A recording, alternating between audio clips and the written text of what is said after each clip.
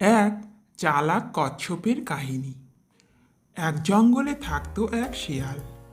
একদিন জঙ্গলের মধ্যে খাবারের সন্ধান করতে করতে একটি ডোবার কাছে গিয়ে দাঁড়িয়ে পড়ে শেয়ালটি।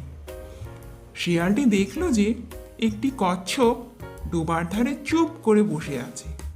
শেয়াল খপ করে কচ্ছপটিকে ধরে ফেলল আর খুব খুশি হয়ে যায় সে।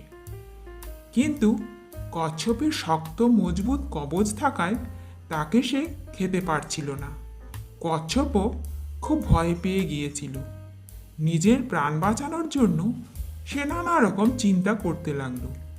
কিছুক্ষণ পর সে বলল, শিয়াল ভাই, একটা কাজ করলে ভালো হয় না?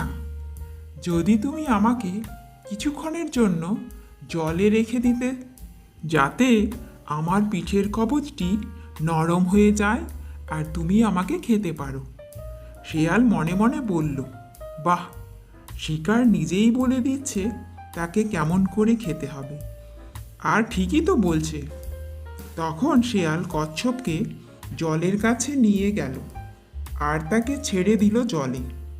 জলে নেমে কচ্ছপ সাঁতার কাটতে কাটতে ডোবার মাঝখানে চলে গেল আর সেখান থেকে চিৎকার করে বলল, আমি আশা করছি এরপর থেকে তোমার চতুরতার কথা আর কেউ বলবে না।